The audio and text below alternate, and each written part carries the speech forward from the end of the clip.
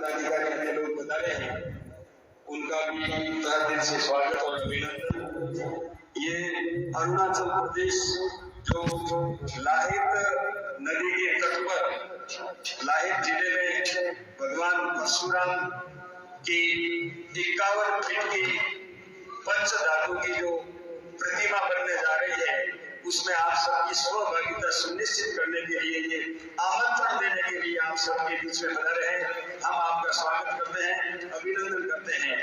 ये चीन की सीमा पर है और राजस्थान में केंद्र सरकार ने इस दान के अंदर सोच समझकर इस परशुराम के वंशजों को सीमा सुरक्षा दी जाएगी, क्योंकि पूरी की भी अरुणाचल प्रदेश सीमा पर है।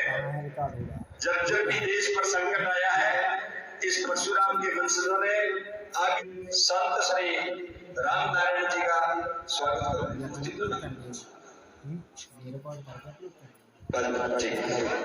श्री दिनेश जी दवे पधारे, प्रदेश महामंत्री विपिन फाउंडेशन परम पूज्य गौरी सिंह जी से आशीर्वाद प्राप्त करें।